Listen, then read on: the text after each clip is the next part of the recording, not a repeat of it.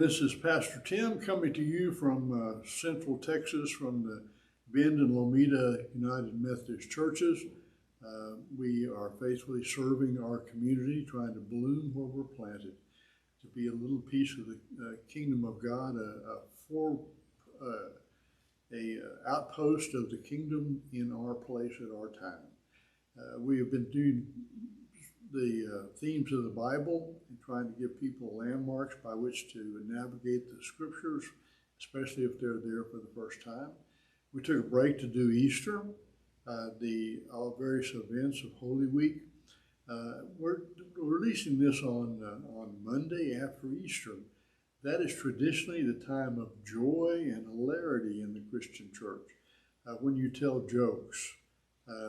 As some of my church members will know, I am rather infamous for knowing a lot of jokes, remembering them. So I thought it'd be time to tell a few jokes. One story is about the pastor who died and went to heaven, and he went to St. Peter, and St. Peter said, "You need 1,000 points to get in." And he said, "Well, I was a faithful minister of the gospel to my church for 40 years. 40 years of ministry, that's 2 points." He said, "Well, I also cared about the community. I tried to help those who couldn't help themselves. I tried to lift up those who were in need. I went to see them when they were in the hospital." Okay, taking care of the needs of the community, 2 points. And the minister said, "Well, but by the grace of God, I'm not going to get in." And St. Peter says, "Grace of God, 996 points. Come on in." Another story that I like is about one's told about Dennis the Menace, and he has his hands full of cookies, and Joey has his hand full of cookies, and they're walking away from Mrs. Wilson's house.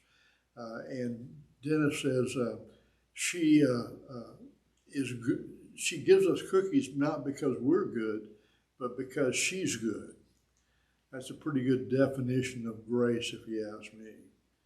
Another Dennis the Menace cartoon that I really like is one in which he comes and kneels on his bed and says, "I've come to turn myself in."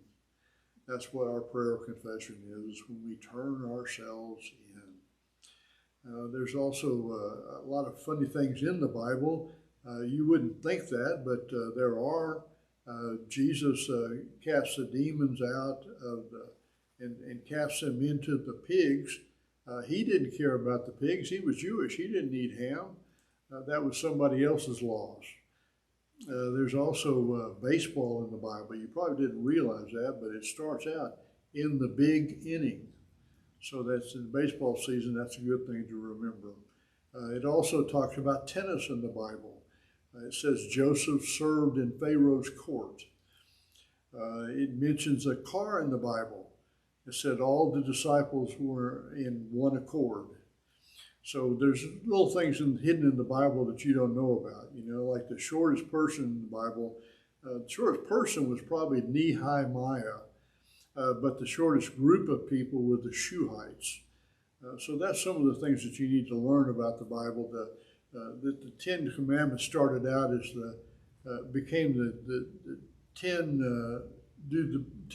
suggestions, and do the best you can. So that's the modern version of the Bible.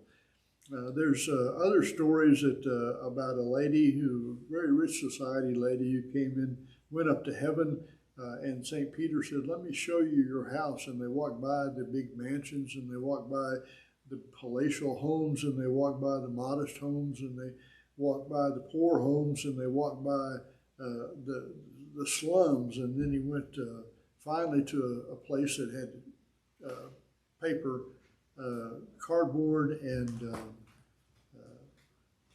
tin for the shack. And she said, "There must be some mistake. I was a very prominent woman in society in my life." And St. Peter says, "Well, we could only send ahead that which we can only use what you sent ahead." So she missed out. Another fellow decided to take it with him. He decided to have his wife change all their money into gold and put it in his pocket as he was in the casket. She did that, and he showed up, and sure enough, it was still in his pocket. So he was playing with those gold nuggets, and St. Peter shows him in and lets him go, and one of the angels turns to St. Peter and says, he seems like a nice guy, but what is he doing with those paving stones in his pocket? So you cannot always tell. I had one man that went to heaven, and they showed him around and showed him the golf course. It was a beautiful golf course. And he asked, how do you get on to play golf? He said, well, all you do is walk on. There's always room. There's always an opening. You just come out and play golf all you want, as long as you want. And he said, Dad, gummit, my wife gave me vegetables all those years. I could have got here 10 years sooner. And they had another man that wanted to take it with him to heaven. And he told his wife to put all their money in a satchel in the attic, and he was going to grab it as he went by. Sure enough, he died at home, and after the funeral, the wife went up to check the satchel, and it was still there with all the money in it. And she said, well, I knew we should have put it in the basement. All sorts of stories that we can tell about the religious life. It's time to be funny. It's time to be in joy. It's time to have some little lightheartedness sometimes. Religion is not always serious. Jesus was known as a one who drank and partied, as a wine drinker and a partier in his time.